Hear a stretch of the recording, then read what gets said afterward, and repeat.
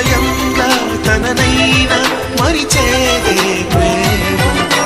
మరువకుమా ఆనందమానందమానందమాయేటి మనసు కథ. మరువకుమా ఆనందమానందమానందమాయేటి మనసు కదా.